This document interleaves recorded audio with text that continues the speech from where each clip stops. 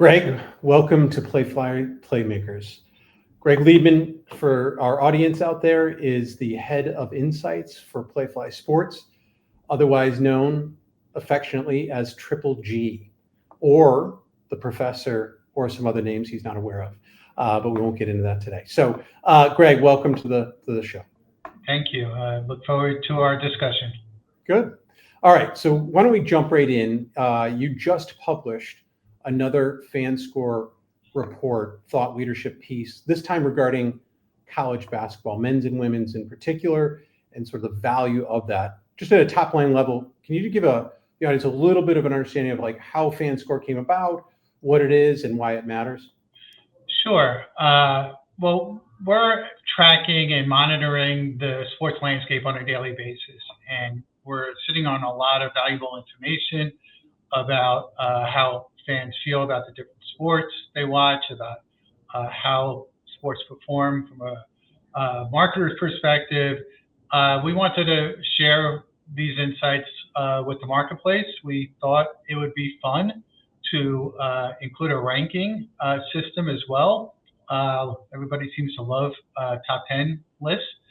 We took a little different approach from the norm because we're not just looking at, let's say, fan size and fan popularity and win-loss, but we're looking at a lot of different factors and have our own proprietary algorithm that weights them, that includes sponsor receptivity, attendance, viewing at the team level. So we feel like we have a unique take on creating the ranking. And then once we have the audience hooked with the ranking, we also want to share our observations about the sport and specifically help marketers better tap into the value of reaching engaged sports viewers and audiences. Great. Okay, so let's delve one layer deeper on that. So on that engagement level, where does, just in your estimation, American based fans, sports fans, where does college basketball rank for them as far as public, their consciousness, their emotional connection, their affinity? Yeah, it's a great question. So we have access to a lot of data, which for me is a lot of fun. So thank you, Craig, for making that happen. One of our sources is a relatively new company called Vision Insights. They go deeper into sports fandom than any data set I've ever seen. So we now can better answer that question. And what we're seeing is that college basketball fans, both men's and women's leagues or conferences or divisions, that fans are more passionate. And when I say more passionate, questions like, how important is sports to you on a personal level? How often do you talk to friends and family about sports? When did you first become a fan? We're seeing consistently that college basketball fans over-index against NFL, MLB, NBA, NHL, that there's tremendous value in reaching this audience. And in terms of usage and consumption, it varies. Early in the season when NFL and college football is very strong, usage is relatively low. Come January, we're seeing TV viewing double and go up even more in February. And then March Madness, as we all know, is a cultural phenomenon with huge audiences that attracts a lot of, let's say, sports fans into the college basketball ecosystem. So, Greg, one other quick question for you. How did Binghamton sort out this year? Are they Final Four bound? Help me. I was looking at my bracket. I couldn't. Yeah. We struggled a little bit this year. For those who don't know, we're the Bearcats. I don't know what a Bearcat is. So I think we need to reimagine, rethink, our identity before we can make it to the tournament. I kid. Craig, by the way, how did Iowa do this year? We decided to take this year off, and we've decided to reload. So we're going to have a new coach, a whole new team. Actually, you know what? Seriously, let's talk about that for a moment.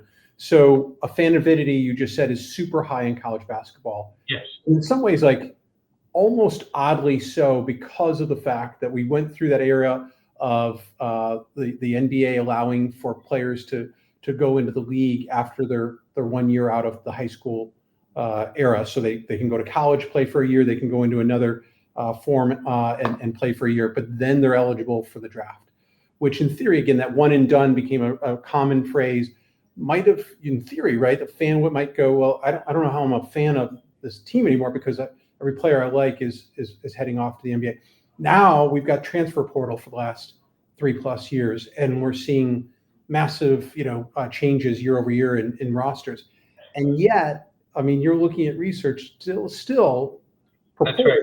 says, right, that there's a lot of fan avidity in this college basketball space. So we're looking, I guess, the proverbial cliche of rooting for the name on the front of the jersey rather than the name on the back. Is that the best interpretation? I would say that. I don't think any sport is more reliant on sort of lifelong, fandom than college sports in general. But we're even seeing college basketball more than college football. And when you think of some of the top schools, you think of Kentucky and Duke and North Carolina and Villanova and UConn.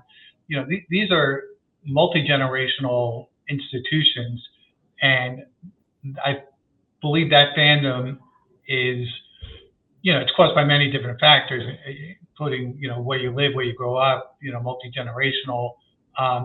It's unique and special, and while there are movement with pro athletes that affect sometimes, fandom and team loyalty. You don't see that in the college space. I mean, you're a fan of Iowa for life, and I'm, go Bearcats. There you go. And someday you'll have your definition. But let me just add to that. Since I don't really have a team to root for, I live in New York, if you can't tell by my accent. So I'm a huge St. John's Red Storm. I don't want to call them the old name. And was all in this year on this fantastic run and excitement. And I got a firsthand taste of what a lot of other schools and fans, experience on a year in a year basis. Went to the Big East tournament. There's nothing quite like it. It's the energy. It's infectious. It's fun. And the rivalries are I think special and unique. So I think that's also an interesting point. So let's go again one more layer deeper there.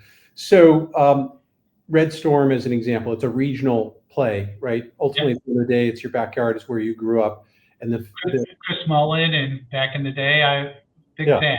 Yeah, why not, right? And they were a winning program, and they're having fun. Now they're back into that winning ways, but I think you've been able to help the marketplace understand and articulate to brand marketers in particular that there are different types of fandom, right? So there is this, core, it's part of who I am. That's called I think you guys coined it as the forever fan. The forever fan. Okay. Yep. And so you'd argue that in that case, maybe the most valuable of fans is the forever fan? Oh yeah, we have lots of data that proves that out. So a forever fan is essentially those that feel that their love for sports is part of their identity. I know I checked that box. I know you checked that box. And they've been a fan of a certain team or program since childhood. And if you check those two boxes, a couple of other ancillary questions, you're defined as a forever fan. Then we cross that with all the sponsor receptivity questions, likelihood to purchase a product, to recommend, etc. And the numbers are through the roof. And essentially, if you're a marketer, you don't want to just reach sports fans. You want to reach these forever fans that have been connected to these teams, in many cases, their whole lives. And sponsors become part of the we, right? It's not them. It's, they're part of us. We win. We won. So I think it's important for marketers to understand the value of that connection. Yeah, seemingly the difference between an expense in someone's marketing budget versus an investment. So I get what you're saying. I'm going to come back to that Red Storm fandom that you have as well, but let's come back to that in a minute. So in the meantime, let's talk about consumption of college basketball, men's and women's, and let's segment it, right? There's the non-conference schedule, early season, some stunts, some tournaments, 4 teams showing up at a made-for-television event, those type of things.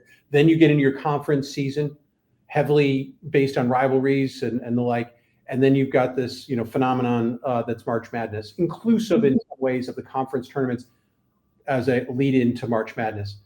Talk to me about like how the consumption is actually happening during the course of a season. Is it all just, weighted on March Madness? What happens? Yeah.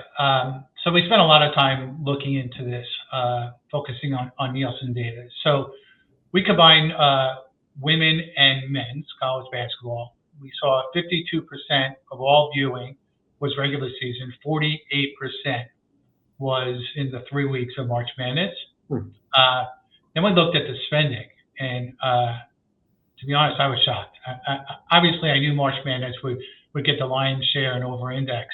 I didn't expect to see that 81% of all dollars in college basketball is spent in March Madness, and that regular season, which is 4 months long, and really reaches that valuable forever fan, college basketball fan, is just, I think it's undervalued. I think it's underappreciated.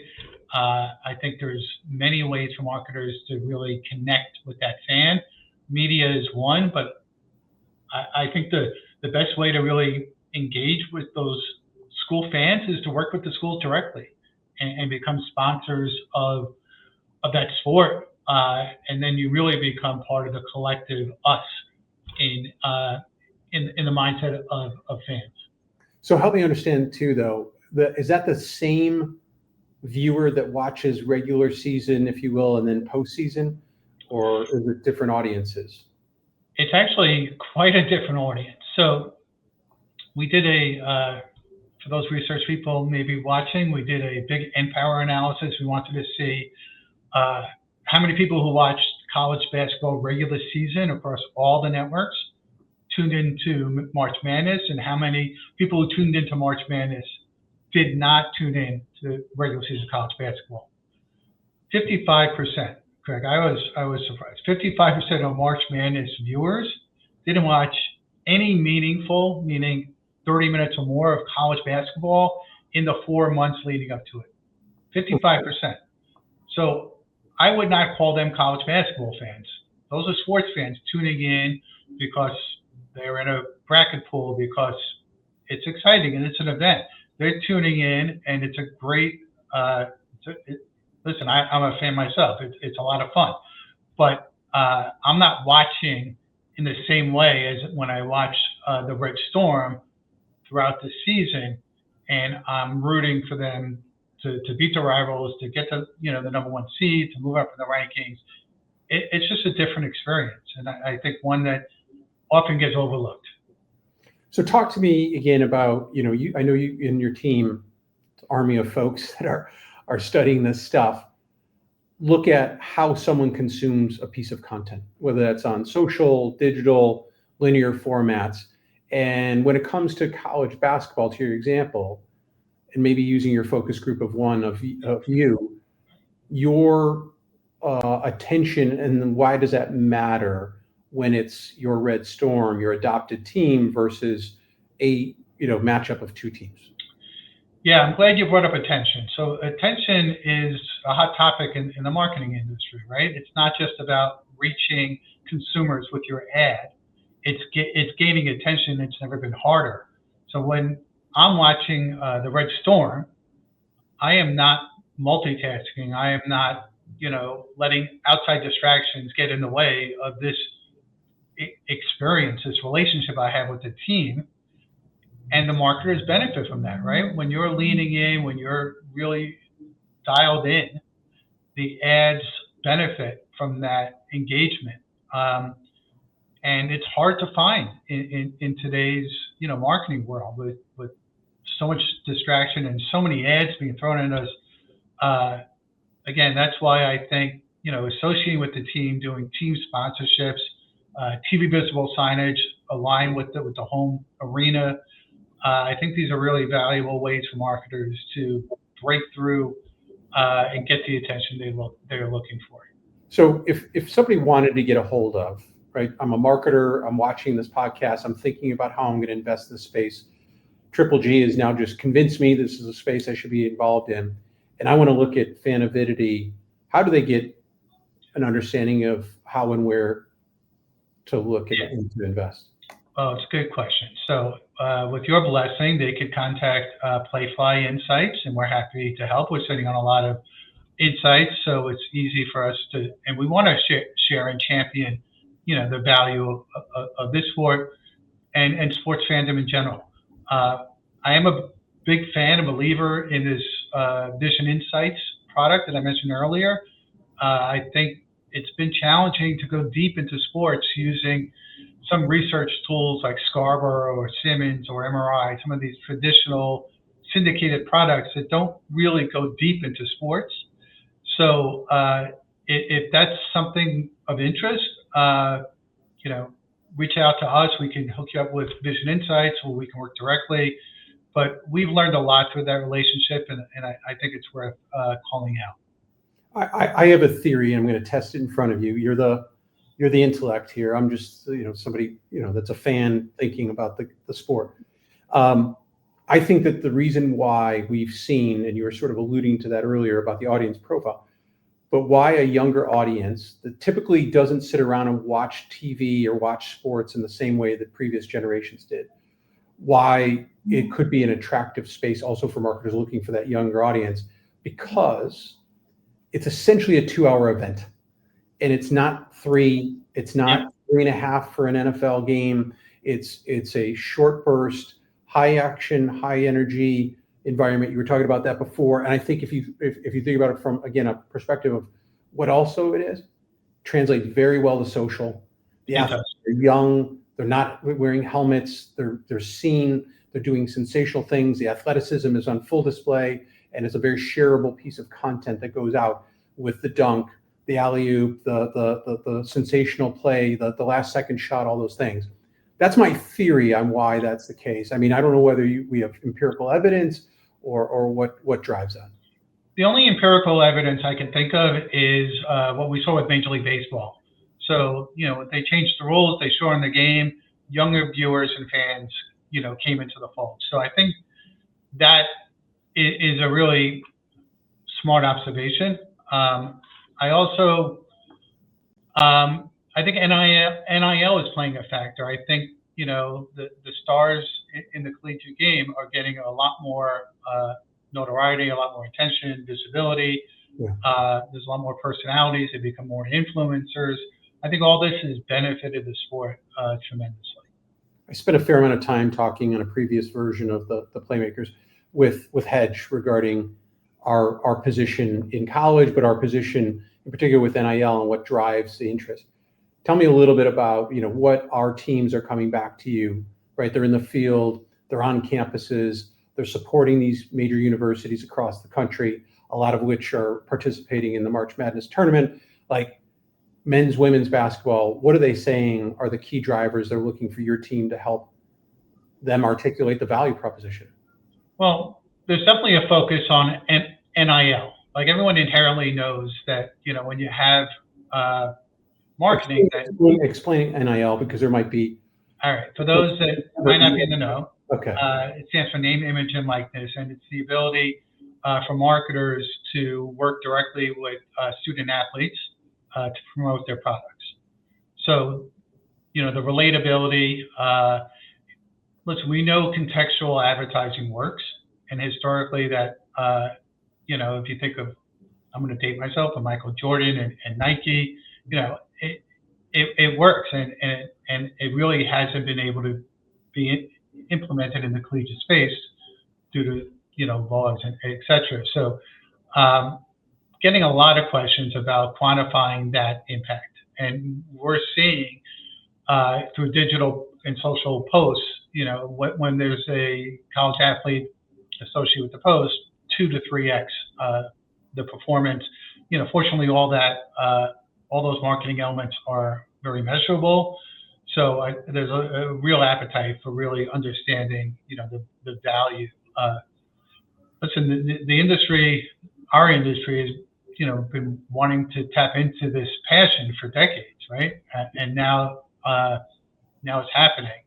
So fortunately for me and my cohorts, we're getting a lot of visibility and a lot of questions like, show me how successful this can be. Yeah, and one other element, at least I hear a fair amount, right, is the idea that with fragmented audiences through linear TV and a lot of consumption of video happening outside of that, even in the sports world, everything is on. So Yep. how does a marketer, really make an impact? TV visible, you mentioned a little bit before. Talk to me about how are we proving that out at Playfly, and how are we showing brand ID in a measurable way? How do we know it's, giving them, again, true value? There's a lot of services. Like, tell me what happens then. Yeah. So with AI and advances in technology, we're working with a company that is measuring frame by frame every second of video for every live sporting event in the country. And every single logo exposure that shows on the screen is being recorded, measured, and reported on. So we have more visibility today than we've ever had about just all that value in terms of exposure time. And then we do brand impact type studies where we convey and prove out it's not just about exposure, but it's about changing people's minds and behaviors, right? Changing perceptions. And that alignment with the team directly, and it's passive. It's through signage in the arena or stadium that subconsciously we're associating with something that we love so much. We're seeing through these brand impact studies tremendous lift in brand equity. So let's talk about going back and dating ourselves. The adage from the Ogilvy executive from many moons ago, right? I know the 50% of my advertising. Yeah. I just don't know which 50%. I think you're debunking that. I think what you're saying is there's now technology, there are services, there are data scientists that can help you translate your investment, and then what is the actual street value or true value that you're getting through this investment, through this sponsorship. Yeah, I remember hearing that a lot when I started in the business. It's been a long time coming, but we're now sitting on a lot of data metrics that 50% shouldn't be wasted, right? There's enough knowledge and understanding, and it's also hard though, Craig. I mean, you mentioned the word fragmented. There's just so many choices and so many ways to reach a consumer. What we focus on at Playfly, and we talk about, you and I, a lot, is how hard it is to have that impact.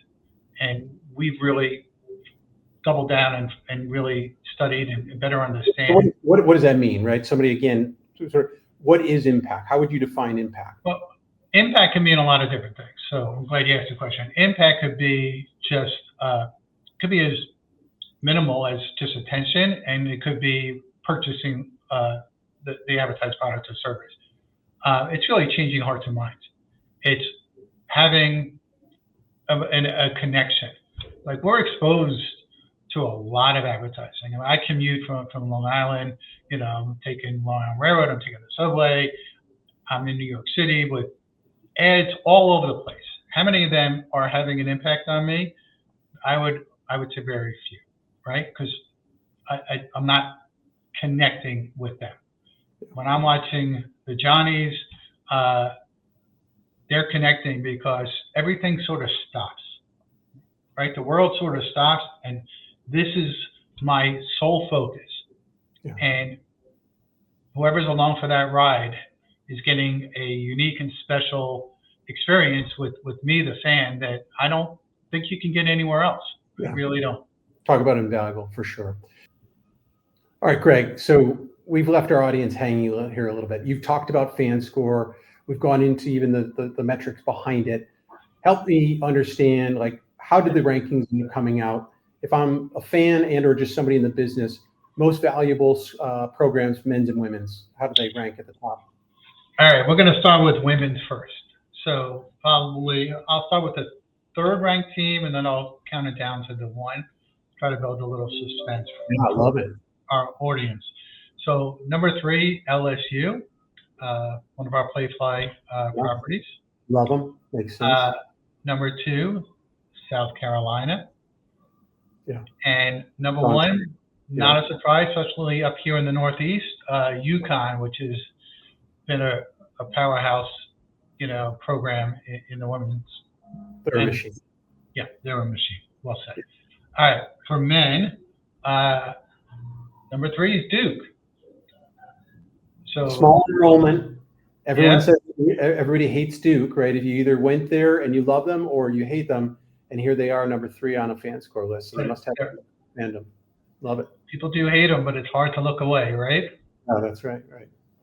So they're not going to be happy because they lost out by a nudge to North Carolina, the number 2 ranked school. Number 2. Okay, so who's number 1? Number 1. You want to take a guess, or should I share it with our friends? I've got some ideas, but my head's a little bit all over the place. Yeah, let the data. There's a lot of perception out there. So it's Kentucky. Okay, yeah, of course, legacy again. It wins out. Actually, I think it's pretty interesting. One of the reasons why Kentucky came out number 1 was we're tracking viewership at a team level over the last 3 years. We take the Nielsen every single game, and we code it based on the teams playing. There's been more viewing to Kentucky college basketball games than any other team over the past 3 years. So that was a pretty interesting observation, and one that really helped propel them to the number 1 position. Duke blue, Tar Heel blue, Kentucky blue. Kentucky blue wins out. Okay, it's good to know. All right, I love it. Final. I want to hear from you, Greg. Let's talk about it. Like, we've got this. We've already sort of alluded to super crowded, if not overcrowded space in sports here in the U.S. Our fandom is high, but everything is on, and every sport is. We got emerging sports, we got international sports. If you're predicting where college basketball goes in the future, on the importance level of fandom, safe, good bet. I think it's a very safe and good bet, and I'll give you a couple reasons why. One is we touched upon NIL, so that's certainly a factor, the visibility and sort of personalizing these athletes for the masses. I think that's really important, for the brand, for the longevity of the sport. The second is more and more attention to high school. So the big stars coming out of high school going into college have brand recognition, have social following. On national TV, right? Yeah. They've already been used to it. Yeah, the brand. So that is fueling college basketball, and that's relatively new, and I think really bodes well for the future of the sport. And the third are the numbers. I mean, I just saw numbers today for the first week of March Madness 2025, higher since what was the claim, since 1993. So right? Wow. yeah, the viewership is there. We talked about it earlier. Team school fandom is forever, and the world is going through a lot of change. And one thing you can bet on is you're always going to root for your Iowa Hawkeyes and go Bearcats. There you go. Well, look, it also proves out the power of IP and having brands, right? And these are massive brands, highly investable brands. So, Greg, Triple G, thank you for coming today. This has been fun. Good talk. Always enjoy it. People want to get a hold of you. I don't know if I should do this or not. I'm giving out your email address. Yeah, do it. Let's bring it on. All right, Triple G again. Remember the 3 Gs. Gregg.Liebman@playfly.com. So, if you need some help and understanding, a pretty tough space to navigate, sports in general, college basketball in particular. But Greg, thanks again for coming on Playmakers. My pleasure. Thanks, Greg.